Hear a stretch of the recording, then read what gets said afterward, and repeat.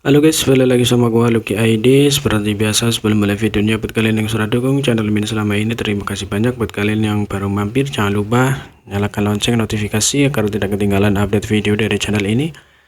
Dan buat kalian juga yang baru yang sudah donasi, terima kasih banyak, semoga dilancarkan rezekinya, amin. Tanpa basa-basi kita bacain novel Meretelback chapter 5515. Di sini diceritakan satu klon, 3 klon jiwa. Meskipun klan Tinta sudah berada di alam penciptaan dunia, itu masih memiliki beban yang besar. Setelah diserang oleh serangan terakhirmu, itu secara alami jatuh ke dalam tidur nyenyak. Periode 2000 hingga 5000 tahun, yang diam-diam berpikir dalam hati mereka setelah 2000 tahun.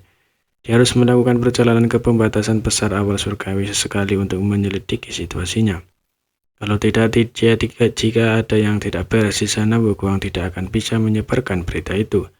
Saat dia merenung, klan Tinta dengan tidak sabar mendesak, "Giliranmu." Yang terkekeh tetapi tidak mengatakan apa-apa, hanya menggunakan teknik mendalam untuk mengeluarkan sejumlah besar kekuatan tinta murni dari luka klan Tinta yang disempurnakan oleh Yang Kai. Ekspresi klan Tinta berubah drastis. Itu kamu." Karakteristik Event Devouring Battle terlalu jelas, jadi bagaimana mungkin klan Tinta tidak mengenalinya. Di dunia ini hanya satu orang yang bisa menggunakan Event Devouring Battle. Bagaimanapun teknik mendalam abadi ini diciptakan oleh orang itu. Yang menarik hukum pertempuran pemakan surga dan tersenyum, tidak mengatakan apa-apa. Namun melihat penampilan klan Tinta, sepertinya dia cukup waspada terhadap Event Devouring Battle. Bagaimanapun hukum pertempuran pemakan surga dapat memperbaiki semua hal untuk digunakannya sendiri. Bahkan kekuatan tinta dapat disempurnakan. Ini cukup memusingkan bagi klan Tinta. Faktanya, alasan mengapa pembatasan besar awal surgawi mampu menyegel klan Tinta selama bertahun-tahun adalah karena usahanya saat itu. Dia telah menyempurnakan dan menyerap kekuatan tinta untuk melemahkannya. Di antara Chang dan 9 lainnya, yang paling dihormati klan Tinta adalah Mu. Dan yang paling ditakuti adalah Si. Kamu masih hidup. Klan Tinta menatap Yang Kai dengan tidak percaya. Yang Kai terus tersenyum tanpa mengucapkan sepatah kata pun. Di sisi lain, di wilayah kabut angin, Kiao dan Wu Qing dan Master Ras Manusia Orde ke-9 saling melirik dengan curiga. Mereka sangat menyadari situasi di wilayah spesial. Tetapi apa yang membuat dewa spiritual raksasa tinta ini berteriak seperti ini? Siapa sih? Apakah itu salah satu dari Chang dan 9 lainnya? Bagaimana Yang Kai bisa ada hubungannya dengan pria bernama Si ini? Meskipun dua Master Ras Manusia Orde ke-9 tidak dapat memahami apa yang sedang terjadi, keadaan pikiran dewa spiritual raksasa tinta jelas agak tidak stabil. Ini adalah kabar baik bagi mereka. Jadi mereka buru-buru mengaktifkan teknik rahasia mereka. Dalam sekejap, tanda misterius di lengan terbelenggu dewa spiritual raksasa tinta mulai menyebar ke atas, berubah menjadi rantai tebal yang sepertinya ingin mengunci separuh tubuhnya. Klan Tinta dengan cepat bereaksi dan dengan cepat diblokir. Untuk dapat mengunci salah satu lengan, dewa spiritual raksasa tinta sudah menjadi batas 2 file Master Ras Manusia Orde ke-9.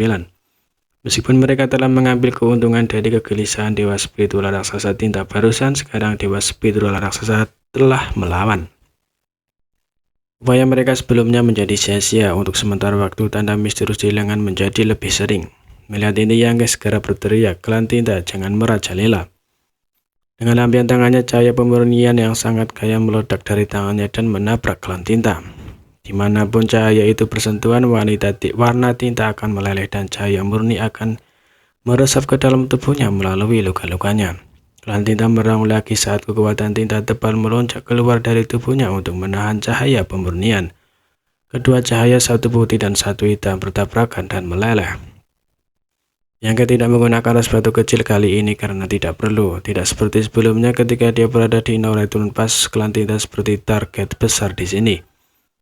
Tidak bisa bergerak, dia hanya perlu mengaktifkan kekuatan kristal kuning dan kristal biru untuk menggabungkannya menjadi cahaya pemurnian. Di No Return Pass menghadapi Royal Lord klan Tinta, dia harus menggunakan pasukan ras batu kecil untuk menangkapnya lelah. Bagaimanapun ras batu kecil masih sangat berguna, dan kecuali benar-benar diperlukan, Yang Kai tidak mau mengobarkan mereka. Cahaya putih yang menyilaukan berlanjut tanpa akhir, dan bersamaan dengan itu kristal kuning dan kristal biru mulai dikonsumsi dengan kecepatan yang terlihat dengan mata telanjang. Yang Kai tidak peduli tentang itu. Bagaimanapun dia memiliki banyak hal yang diberikan oleh kakak Huang dan kakak Alan. Jika dia benar-benar menggunakannya, dia bisa kembali dan minta lebih banyak. Dia belum pernah menggunakan cahaya pemurnian seperti ini sebelumnya. Cahaya dua warna berbenturan di udara, tetapi Youngkin tidak dapat menembus bloket kekuatan